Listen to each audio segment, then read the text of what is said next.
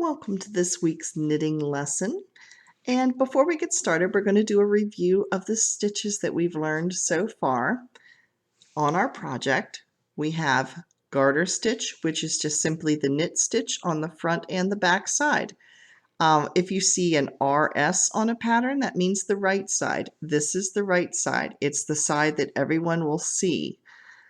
If you see a WS on a pattern, that means the wrong side. That is the side that would be closest to your skin. It's the side of the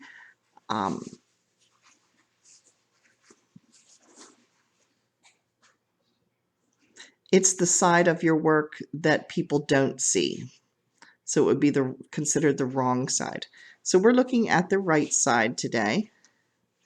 Like I said, we have garter, which is also just the knit on the right side and the wrong side.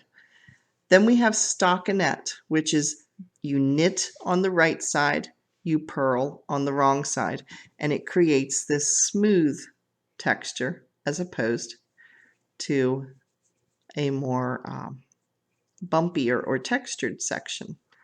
So this is referred to as stocking stitch or stockinette. Next we have the rib stitch. The rib stitch is what you use for a lot of elasticity.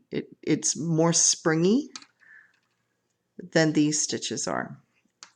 This stitch is used on sweaters, on sock cuffs, on the cuffs of sleeves, and you will notice if you look at the edge of your work that it pulls in on both sides. That is because this type of stitch is intended to do that. It's intended to pull it in to make things snugger. But when we block this when we're finished, this will all block out. Then we have the basket weave stitch. From the basket weave stitch, we moved on to the seed stitch. It's also known as the moss stitch. Then we started our increases and decreases. The very first week, we did the yarn over. This would be this one right here. It creates a mesh or an eyelet lace. It can be called either. And this was created by doing a yarn over and knitting two together. Then last week, we did knit front and back and slip slip knit or SSK. This week, we are doing very similar to the first week of our increases and decreases, but we're doing it with a purl two together.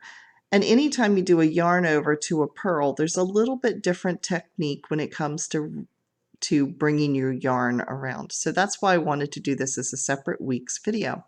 Now, something else I wanted to point out, if you look at your cowl at this point, you will notice the side is edging in here, but you still have 50 stitches. That is because, if you notice, your eyelets have a solid bar of stitches running across facing this direction. You can see them, and that's just pulling your work to one side. Again, when we block this, a lot of that will straighten itself out.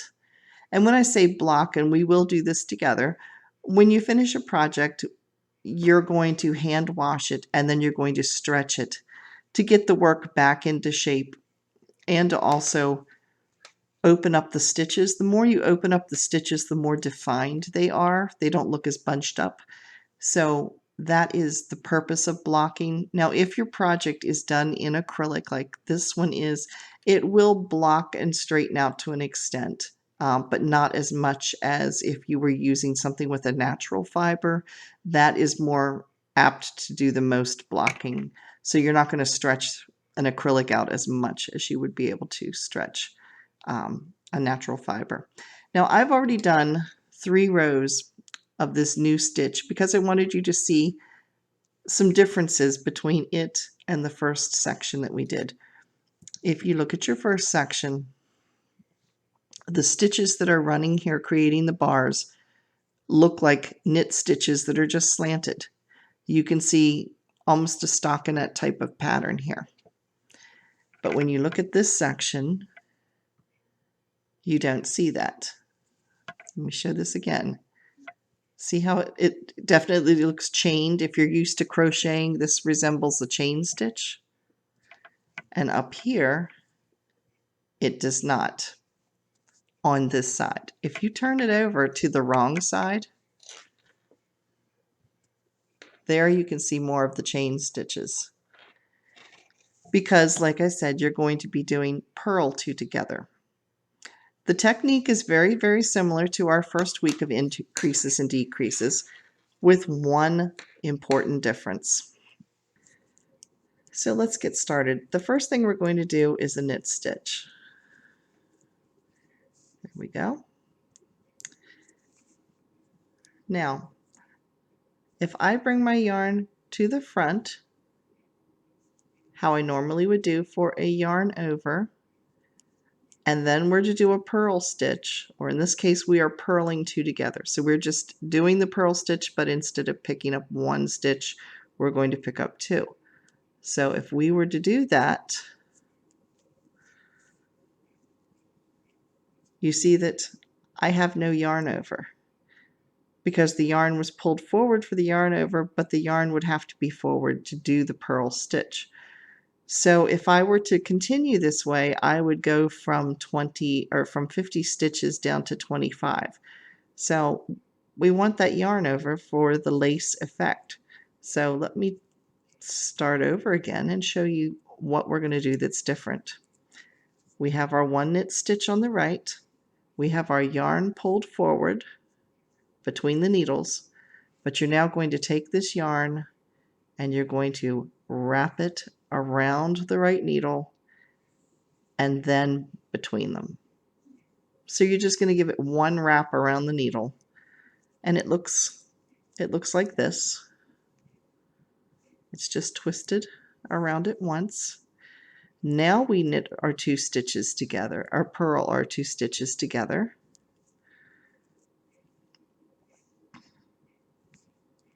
And here is our yarn over. You can see it right there. That's the yarn over. There's our purl two together. So let's do it again. Our yarn is already in the front. You're going to wrap it around your needle and back to the front. That's what's going to create your yarn over. Now you're going to purl your two stitches together.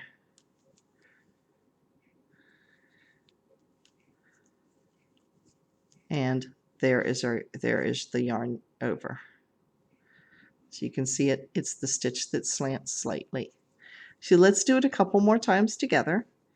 You're going to bring it front, wrap it around the right needle and back in between the two.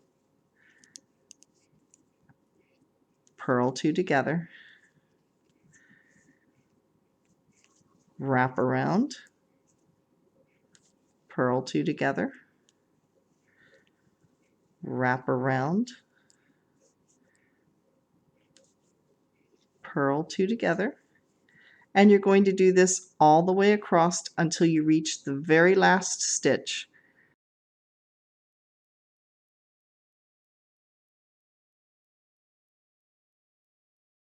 All right, we are down to the very last stitch, and at the very last stitch, you're just going to knit that stitch. So you would have just finished a purl two together, so your yarn would be in the front.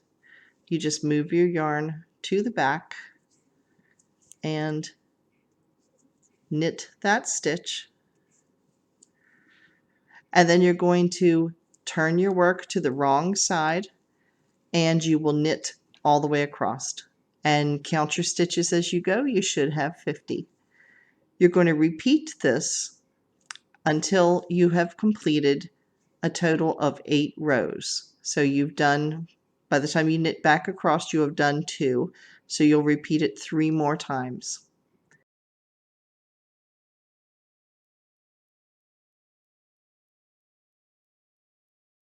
Next week, we will be starting cables.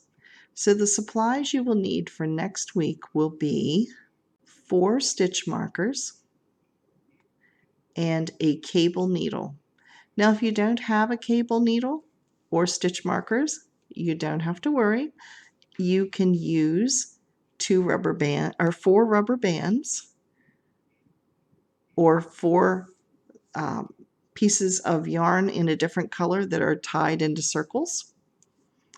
And a cable needle, if you don't have one, a bobby pin will work, or a large safety pin will work, or a paper clip that you can bend will work. So there's ways to improvise without having to go out and buy the supplies if you don't have them on hand.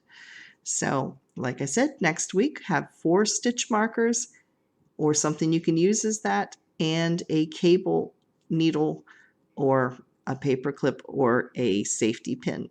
So we will learn cabling next week. Thanks for watching.